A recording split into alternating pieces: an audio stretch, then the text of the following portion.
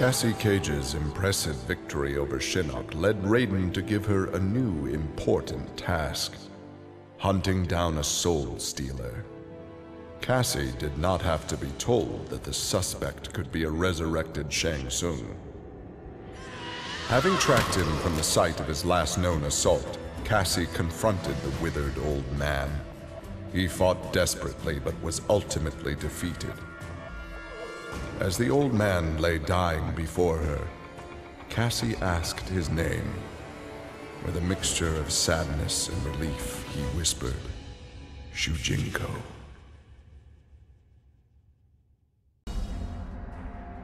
Devora's ultimate plan was not to destroy Shinnok, but to enslave him. She implanted larvae, her young, in his body to gestate. Having consumed the godlike power of their immortal host, Devora's offspring were unlike any Kaitin ever born. As they matured, they spread like locusts throughout the realms. Her army of Kaitin super drones brought glory to Devora, their beloved queen, and destruction to all.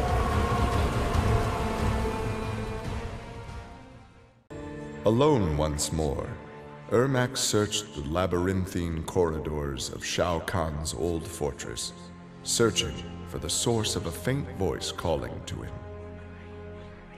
Suddenly, a wisp of dust brushed his chest, wrenching free one of his many souls.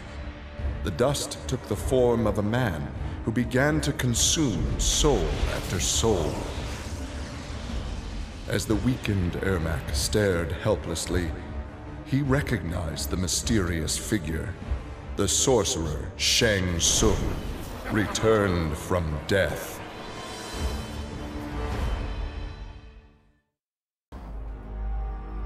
Nearly 150 years ago, Erron Black had been hired by Shang Tsung to assassinate an Earthrealm warrior.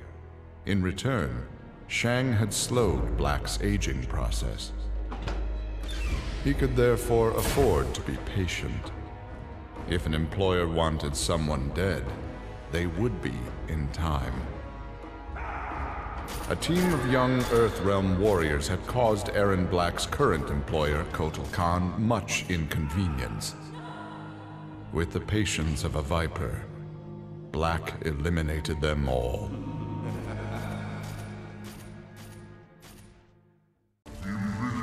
For many years, Ferra and Torr were a symbiotic pair, as is natural with their species. But that bond was broken when Ferra came of age and began the Great Transformation. Ferra Torr returned to the Tarkatan Wastes, where Ferra began her metamorphosis. The process took an agonizing 3 outworld years, during which time Torr withered and died. Now a brute, Ferra will be chosen by a rider. A new symbiotic pairing will be forged, and new battles will be won. The Shokan had become outcasts for refusing to aid either side in the Outworld Civil War. But with the conflict over, Prince Goro decided to re-enter the political landscape. Kotal Kahn's armies were weak from years of battle. Mileena's rebels were scattered. It was an easy matter for the Shokan to seize control. The newly crowned Emperor Goro had his rivals exterminated. No Aztec, Kaitin, Edenian, or Tarkatan would usurp his throne.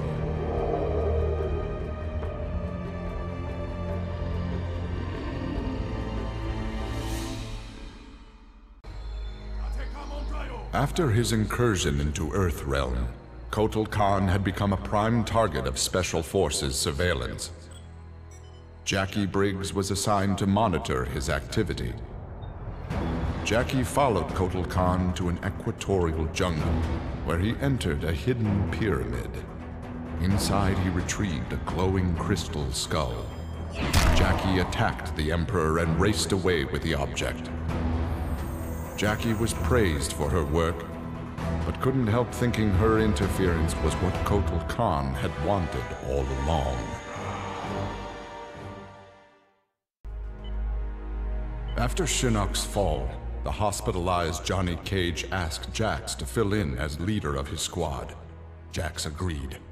It was a chance to spend time with and protect Jaqui. Boarding their transport after a routine mission, Jax's greatest fears were realized as the mercenary Erron Black sprung from the cargo bay and fired on the young heroes. Fortunately for Jaqui and company, Jax's quick reflexes and bulletproof arms deflected the assassin's rounds. Jax quickly subdued Black, then slipped into shock as a red stain engulfed his chest.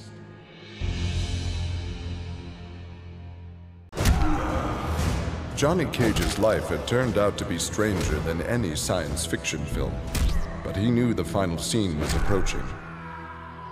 With Raiden's direction, Johnny was able to sail to Shang Tsung's abandoned island fortress, where his adventure had begun, to contemplate his future. Amid the rubble, Johnny found an ancient tome. Its pages revealed that Shang Tsung had unraveled the secret to Edenian long life. Johnny Cage's retirement would have to wait.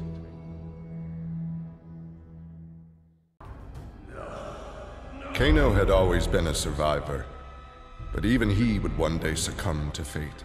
His ideals of ruthless terror would die with him, unless he could pass on his methods to a new generation. Combat, weapons, high-tech sabotage, torture, all would be part of the curriculum. But before his students could learn his techniques, Kano would beat the weakness out of them. They would understand, or die trying. Kano's first pupil? His own son. Class was now in session. Having defeated Shinnok, Kenshi joined Takeda on his quest to avenge his mother Su-Chin's murder. Their travels took them to a cave where he and Takeda freed a man, Taven, encased in a stalagmite. Kenshi told Taven that his brother, Dagon, was the founder of the Red Dragon Assassin Clan. Dagon had not only murdered Su-Chin, but his and Taven's parents as well.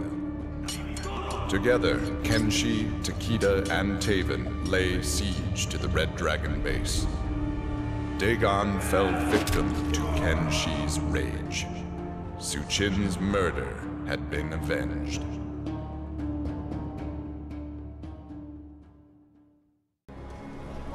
Kitana found herself walking the streets of a magnificent, shining city. This was Edenia, a realm freed from Outworld, and Kitana was its beautiful queen. This was the timeline unaltered by Raiden. Earthrealm had been destroyed by Shao Kahn, but Kitana had survived Armageddon and united the other realms to destroy him. Long-lasting peace was the result. Kitana awoke from this vision to find herself in the Nether Realm. She was not the queen of Edenia, but a revenant of hell, and she hated Raiden for it. Kotal Kahn returned to Outworld determined to rebuild his forces. But Raiden defeated him in a surprise attack and claimed dominion over Outworld. Desperate, the Emperor called upon the Elder Gods to aid in preserving his sovereignty. They granted his request, invoking the most sacred of contests. Now, once every decade, Kotal Kahn must enlist his greatest defenders to face Raiden's challengers in mortal combat.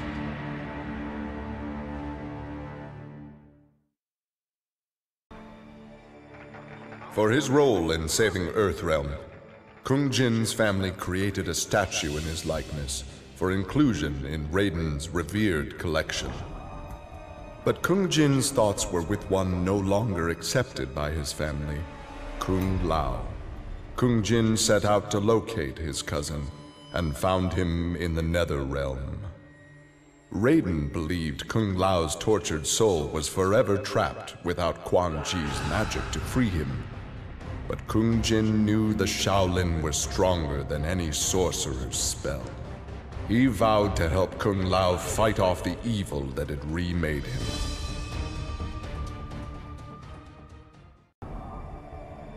After Shinnok's defeat, Kung Lao found himself trapped in the Netherrealm, his soul corrupted by Quan Chi's dark magic. There he would have remained but for the aid of his cousin Kung Jin. Together, their Shaolin strength repelled the evil sufficiently enough for Kung Lao to escape that dark realm and control his inner demons.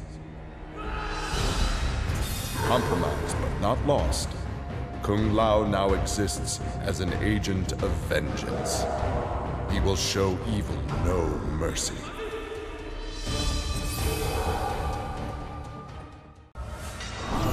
With Shinnok defeated, Liu Kang explored the Netherrealm, a world that, without Shinnok's controlling power, had descended into chaos. Liu Kang was no sorcerer or elder god, but his fighting skill was more than enough to beat Netherrealm's demons into submission. Liu Kang realized that Netherrealm was his for the taking, and that ruling appealed to him. He would assume Shinnok's throne and ponder the conquering of other realms.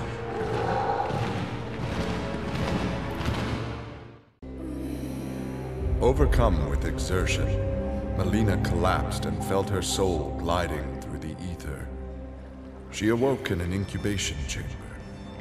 Nearby were countless others, each containing an exact copy of her. Mileena found she could read each being's mind and they hers. They quickly realized the benefit of so many fierce warriors sharing one mind. As they plotted revenge on their enemies, the architect of the Mileena's awakening laughed quietly. Quan Chi had long been a servant of Shinnok. His role in freeing him from imprisonment had not gone unnoticed by the Elder Gods. Shinnok was no longer a threat, but Quan Chi's actions had given rise to a new power. After much deliberation, the Elder Gods contrived a plan to rebalance this power before it grew further. Free will was burned from Quan Chi's soul and replaced with a single directive. He must kill Raiden. After millennia of fending off Earthrealm's enemies, Raiden began to wonder if defense was the best path to peace. In a change of tactics, Raiden and the Shirai Ryu attacked Kotal Kahn's armies before they could rebuild. They decimated the Emperor's forces, leaving Outworld at their mercy. The victorious Raiden claimed dominion over Outworld. The first of many threats to Earthrealm had been removed.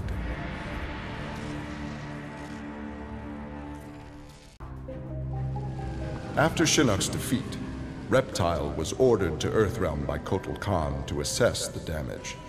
Such intel could prove useful in future conflicts.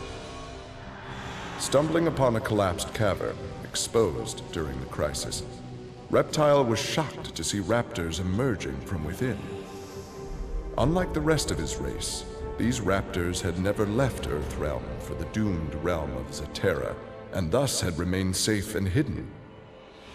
Alone no more, Reptile vowed to remain with his rediscovered people and reclaim their Earthrealm homeland.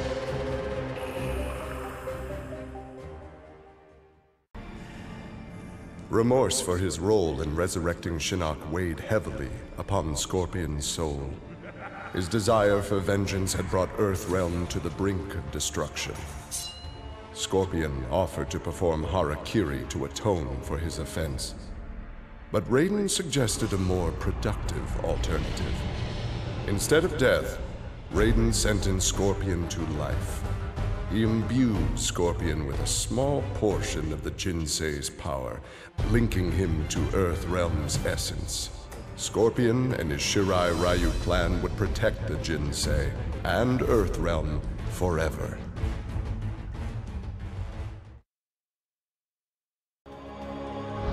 Earthrealm belonged to Shinnok. It became the staging area from which he would finish his war on the Elder Gods, which began eons ago. The Elder Gods had lied to the denizens of the realms. They were not individual beings, but merely parts of a greater collective known as the One Being. Shinnok would merge the realms and awaken him. Whole once more, the One Being devoured the Elder Gods. Shinnok watched with satisfaction.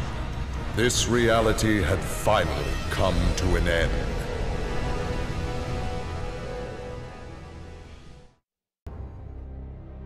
Exhausted by her ordeals, Sonya slipped into a deep sleep and began to dream. Kano held Jax and Cassie hostage. He made Sonya choose who would live and who would die. Seeing no way to free them both, she chose Cassie and screamed as Kano killed Jax before her eyes. Still screaming, she was awoken by Johnny. He had horrific news. Jax was dead by an assassin's bullet.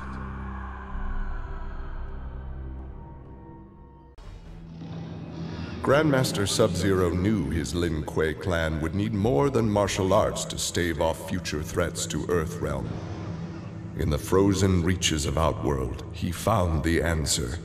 A female frost dragon with a clutch of eggs. With his ability to freeze, Sub-Zero hatched the dragonlings. They accepted their Lin Kuei masters and their training as combat mounts. With a force of dragon riders, the Lin Kuei's ferocity became legend. None dared risk conflict with Earthrealm.